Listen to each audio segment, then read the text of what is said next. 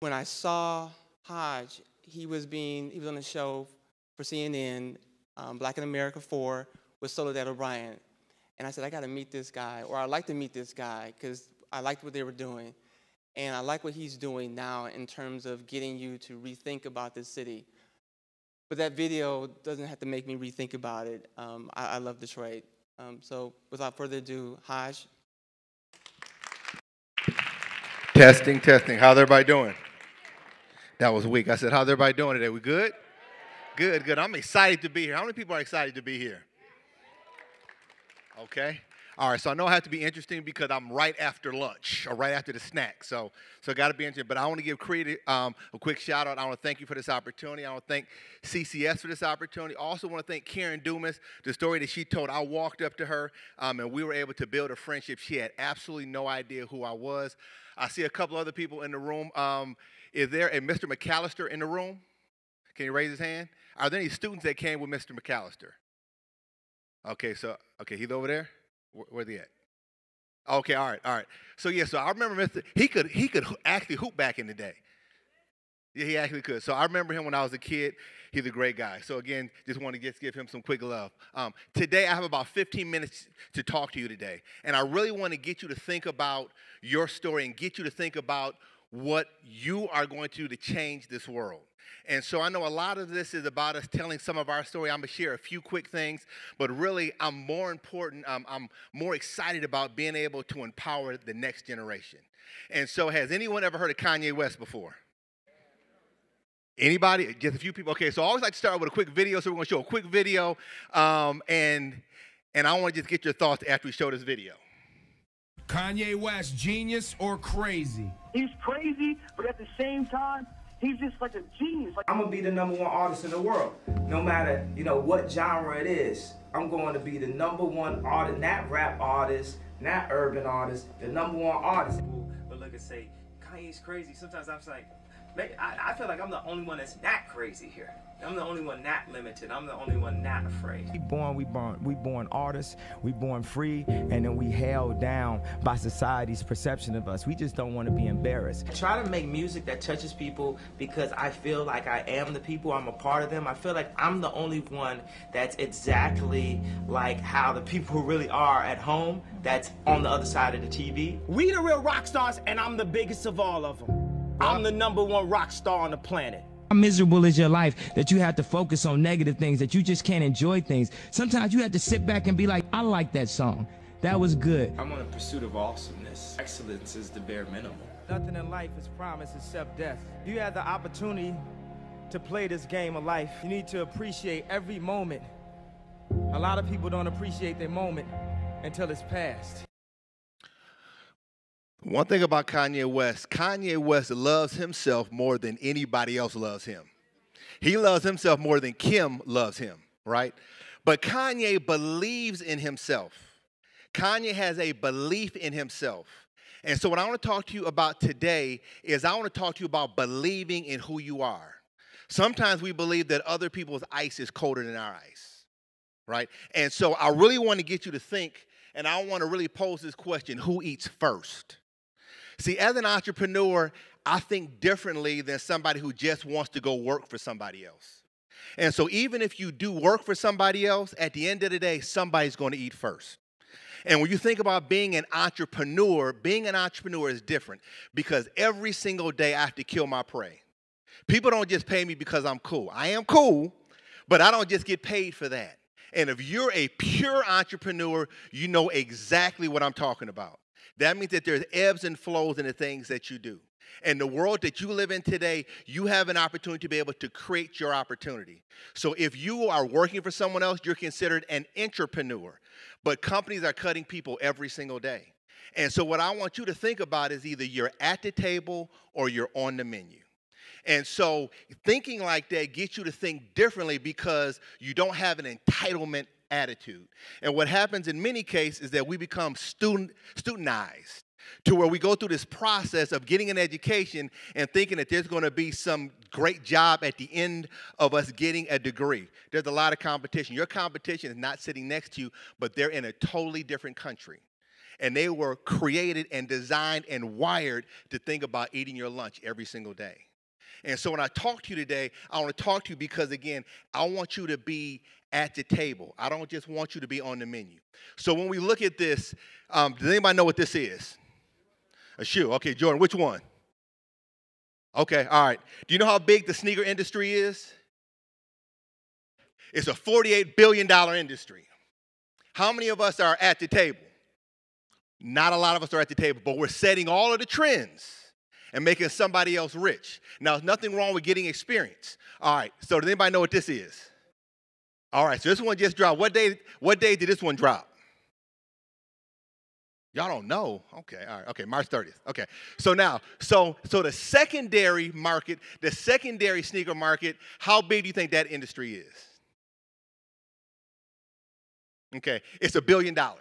So that means that when people are selling J's online, literally that's $1 billion industry. So the thing that I want to get you to think about is I want to get you to think about transactions and people. A good friend of mine, Vincent Hunt, talks about transactions and people. And so when I tell you my story, I want to get you to think about every single thing that you're doing in class because it all goes back to transactions and people. It goes back to business models and getting things and making sure that you understand how things work. So my entrepreneurial career began in middle school. I had a gum cartel in school.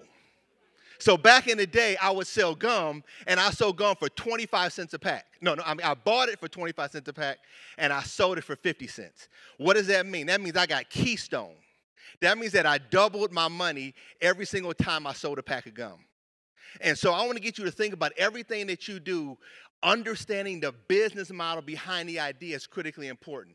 And so everything that I do as an entrepreneur, I'm always thinking about how do I turn this into a transaction? How do I take this and grow this into something that's next? So when I was in college, I had a chance to design shoes. That was me a long time ago, and I probably weighed a lot less than I weigh right now, right? But I worked at New Balance, and I had a chance to design shoes because I love sneakers. And I had a chance to design a shoe that actually made it to the industry. And so that was part of me growing and developing as a person. And we go on to that. How many people have ever worked on an idea and people didn't give you any money for the idea, but they loved the idea, right? So that's just a part of what you have to do in life sometimes. So we had this idea. It was called Detroit Week, and I said, we're going to do Detroit's largest selfie. I went to all of these organizations in the city. They were like, hi, that is an awesome idea. We love the idea. Why don't you go work on the idea and just let us know how it goes, right?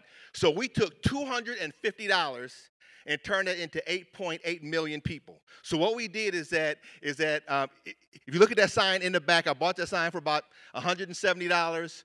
We put together a website for $60 to create Detroit Week, but also created Detroit's largest selfie. I created a Facebook event, posted it online, and all of a sudden, every local news station was like, we have Detroit's largest selfie coming to Detroit. My team was like, Hajj, what are we going to do? Because we had 32 people signed up on the Facebook event. So my team was looking at me. I said, I got this. This is what we're going to do. So that week, it was like in February, the only day it didn't snow that week was the day we had Detroit's largest selfie, right? So we ended up bringing people from all over, people from the suburbs, from the city, people who were unemployed, all kind of people. The DIA came up to me and said, Hajj, we've been trying to get all of these different media outlets to come and to cover our exhibits, and we couldn't get them to come out, but they came out to Detroit's largest selfie. We ended up getting covered by Good Morning America, and we were on 88 different stations, viewed by over 8.8 million people. But the point is that we took a no and turned it into a yes. I believe that wrapped inside of every single no is a yes, right? And so we said, we're not going to wait for permission. As a student, you cannot wait for permission. You have to do what's in your heart, and you learn. But lots of times, we wait for everything to be perfect, for all the conditions to be the way we want them to be before we do what's in our heart. And so we took this and took $250 and turned it into an opportunity. So then I take all the analytics, all the data, and then I take that to other sponsors, and that's how we take things to the next level. Turns out I end up getting opportunities, so Nike calls me. And so has anyone ever been down to the Nike community store downtown? Right? Okay, so they called me and they wanted me to help pull together fitness models to be able to do, I guess, like the shoots. So if you walk downstairs, all the shoots, we sourced all of those models. When they contacted me, I had to reach out and find people to be able to work or be a part of this. There were people that I wanted to use, but I couldn't use because when I went to their Instagram profile, I saw the N-word. I saw cussing. And so I couldn't connect my brand to this person, and I couldn't create an opportunity for somebody that I truly wanted to create an opportunity for because they weren't ready, right? You don't have time to get ready. You have to always stay ready, right? I mean, because when opportunity comes, you got to be ready in that particular moment. And so we leverage that and turn that into other stuff. And so I was part of CNN's Black in America 4 that they mentioned first. Earlier. But how did this happen? They were looking for local stories. I was one of 8 people. And if you notice, they put the smartest people right next to Soledad O'Brien. So that's the reason why I'm right next to her. It has nothing to do with me having on glasses and them bouncing out the picture. But the point is that this came because I was doing what I was doing in the city. And so today what I want to challenge you is what's really in your heart? What were you designed and wired to do? I believe that every single person within the sound of my voice, that you were called and created to do something great. You weren't called to be second. You were called to dominate. How many people in here believe that they're called to dominate their space? Okay, so we have a few people. There's a couple other people. You just want to just live life by default? Because what happens is that if you don't have a vision for yourself, somebody else will give you theirs. I guarantee you they will, right? And so, again, it's about getting you to think outside the box. So I took a project called Rebrand Detroit, took $150,000 that I got from the Knight Foundation, and I then turned that into $1 million, right? So we took an investment from a nonprofit that we were then able to turn that into $1 million. What I'm telling you today is that every single thing that you do, you have to be able to transfer or translate that into opportunity. You're going to spend a lot of money on a degree, and it's going to be a great degree. But how many people are going to be able to live the life that they were created to live, right? How many people are going to do the work that they love doing? I love the work I do. I wear jogging pants. I have a laptop. I can work from literally anywhere. But it's because I'm doing what I love to do. But it's not just enough to be passionate about something, because I remember my mother, she had to work a job because she wanted to provide. I came from a single parent household. Didn't meet my father till I was 20 years old, right? So my mother took a job or took work to be able to make sure she could provide for me and my sister so that we could do what we love to do. And so today, the mindset, your generation is changing work. Right? It's like y'all decide that you're not going to just go take a job just because it pays something. You want to work for a company that has a soul, right? Where you can travel and you can work on your own conditions, right? Am I talking to millennials or what? Like this generation, you have a chance to do something that we never had a chance to do because of how work gets done, where work is done, and how things happen. So again, I want to challenge you. These are some of the great brands that I've had a chance to work with, right? But I want to recondition how you see creativity. How many people here have graduated from kindergarten before? Kindergarten. Any kindergarten graduates? Okay, so we have some bright people in the room, right? So when you think about school, typically we were taught to be creative and we all had crayons in our hands. But what happened is that adults then squeezed the creativity out of us and told us this is what we should do. I'm a mechanical engineer by trade. I have an MBA. But I knew that I did not want to do that the rest of my life. And so I challenged my daughter and I challenged young people like you to think about how do you create the future? How do you create what's next? I believe that timing is important. Has anyone ever heard of this gentleman before? Steph Curry, right? Okay, so Steph Curry just signed a $201 million contract last summer. About 10 years ago, the owner of the Golden State Warriors bought the team for $450 million. The team is worth north of $2.8 billion today because of this young man right here. The NBA in the 1979-1980 NBA season introduced the three-point line. What if Steph Curry was born at a different time? He wouldn't have the impact that he's having on popular culture or on the NBA. You were born for the season that you're in right now.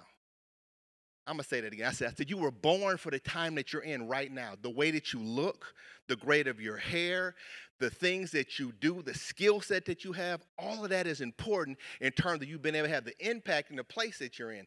But again, sometimes we think that other people are smarter than we are. And trust me, it's not true. Just because somebody's father can make a call doesn't mean that they're smarter than you. Right? And so I challenge you to challenge status quo to be able to do what's never been done before. Has anyone ever, so does anyone know what this is? I can't hear you. Okay. Nobody knows. We have all these graduates from kindergarten. Nobody knows what this is. It's a building. It's a building, yes. Okay, all right. I knew we had bright folks in the room. It is a building. All right, okay. Give yourselves a quick hand real quick on that one. Okay, so we have a building.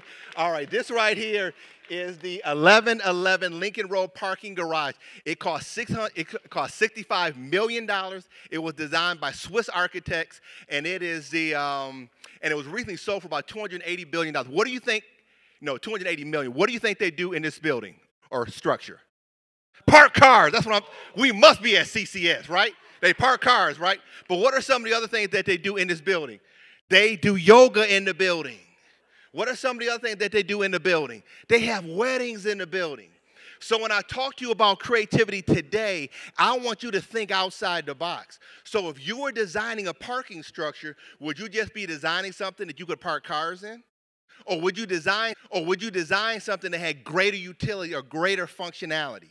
So in the jobs that you get or the assignments or the things that you're doing, are you just doing what's always been done? Because if you are, I can easily replace you. People talk about McDonald's and saying $15 an hour. And what's going to happen is that they're going to pay $15 an hour, but then they're going to replace or remove half the workforce. And they're going to have kiosks and have about 3 people working and have machines doing stuff. When I go park in Birmingham in the parking lot, what happened? The people who used to man the machines are no longer there. It's just machines. And so what I'm talking to you about today is how do you become irreplaceable? How do you become the kind of person that an organization cannot live without, a city can't move without? So when a city had to do a video, who do they call? Who do they call? Right here. Right here, a voice of Detroit, right? And so let's give her a hand real quick. Come on. Like that's big. Because lots of times we contact people from New York and all over the country, and we forget about the assets that are right in our own community, right? And so, again, it's awesome to be able to see that kind of work happen. So when we start talking about branding, how many water snobs do I have in the room today? I'm talking about you're just a water snob. What are some of the brands that we drink? What? Smart water? Okay.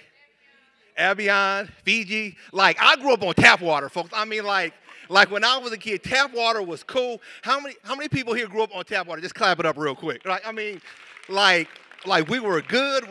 We had lead paint at the house. Everything worked out okay.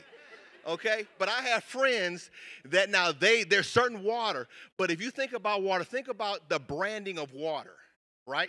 And how you can take a product that is a basic product, and you take that product, and now people are paying, in some cases, hundreds of thousands of dollars for small quantities of water.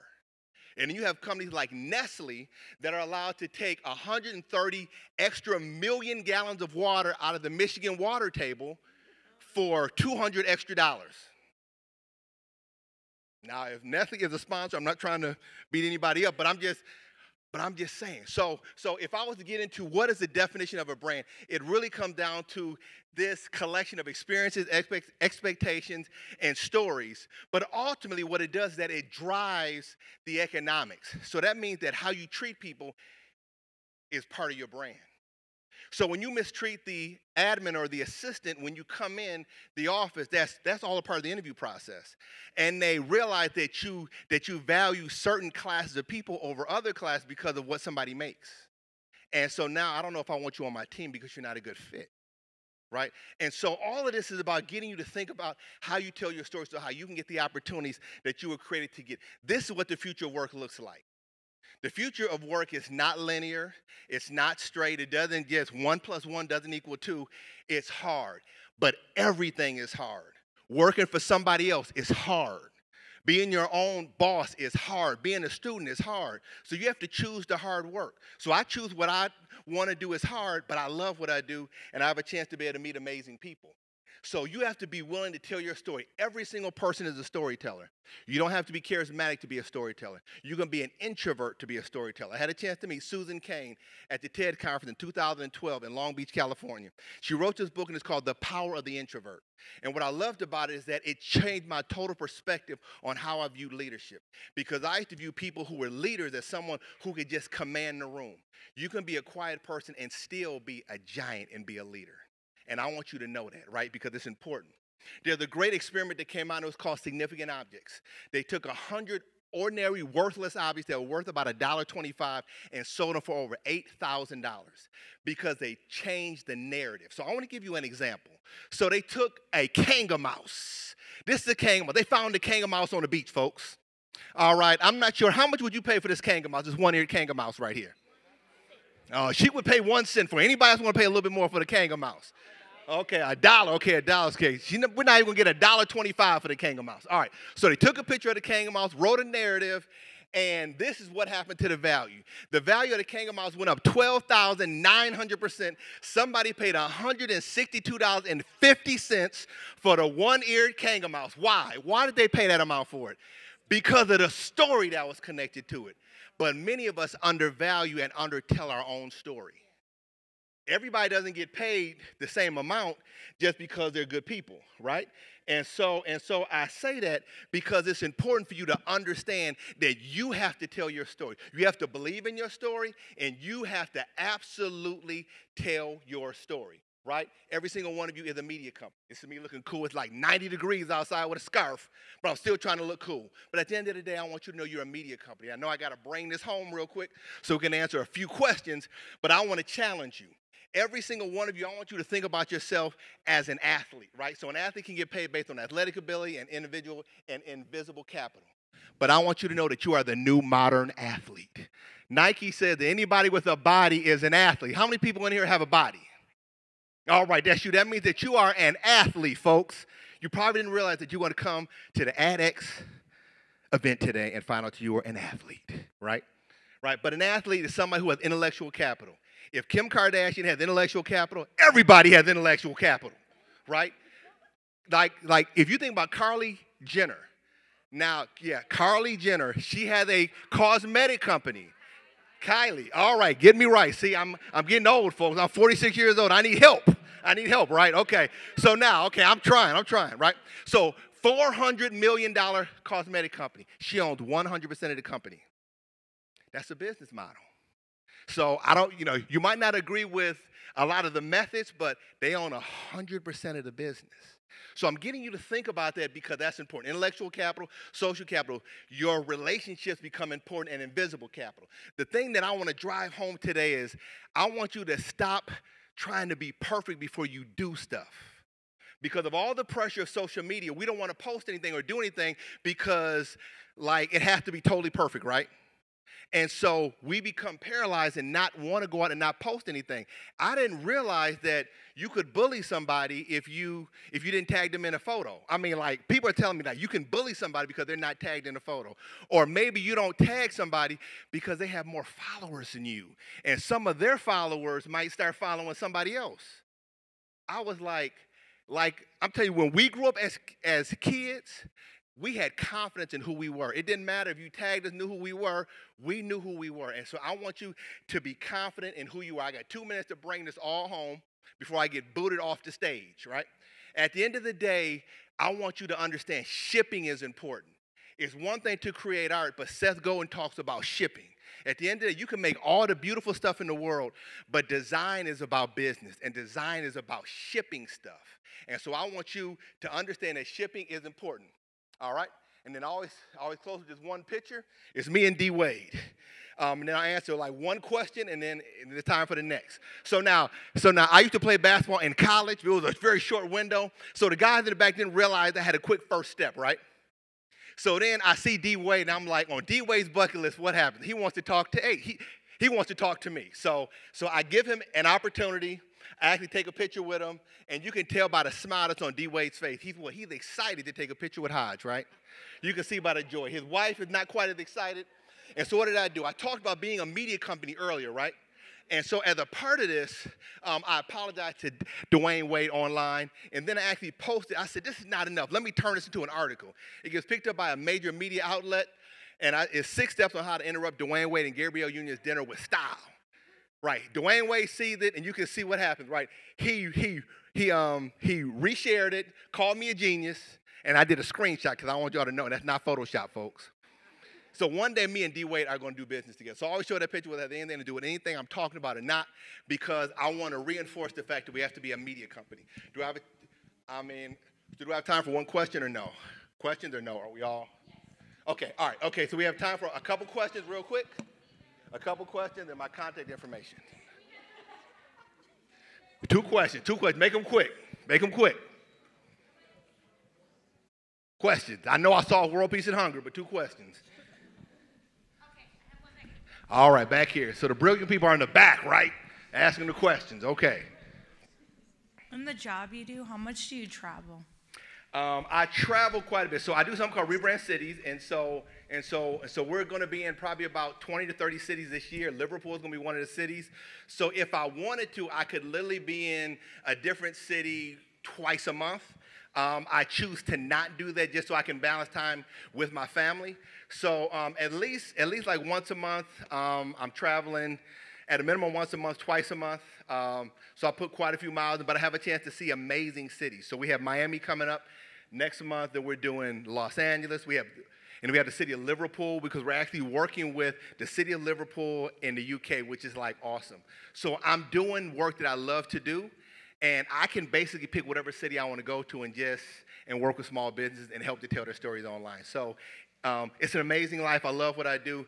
But to get here, there were a lot of ebbs and flows. So I want to be honest. There were times where me and my wife had to have some come to Jesus meetings because things weren't where they are now, right? But I have a chance to travel quite a bit.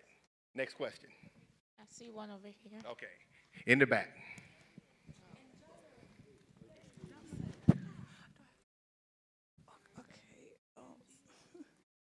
My name's Najia, and I wanted to know, how did you choose your job? How did I choose my job? I believe that my job chose me, right? But part of how I got into the work that I'm doing today is I figured it out by trial and error. Lots of times we think that people just wake up one day and they just know what they're going to do, and it wasn't that way. I ended up working. I was a mechanical engineer, and I used to help engineer and solve problems for car parts. What I realized is that I hated that. And I wanted to help people to re-engineer their lives. So having a chance to work for a major company and be responsible for 20% of their aftermarket parts made me realize I wanted to work with people. And so doing that, what I did is that at my job, I had a side hustle. I believe every single person should have a side hustle, because the great job that you have today, at some point, it might end. Right? And so that way, I had a chance to be able to get into what I do. And so I call it a grustle. So I had a grind, and then I had a hustle. And what happened is that over time, I got to a point to where my hustle was making more than my grind, and it made it real easy because my job ended. I didn't just leave it just ended. But then I was able to transition into something where I was making more doing that. But I believe loving what you do is important, but I did, and I found it over time. And so you have a chance to be able to do some amazing things because you have tools and you have the ability to connect with anybody on the planet. So I hope that answers that question. I think that's my last question, right? All right, so I hope that y'all found something valuable out of my talk.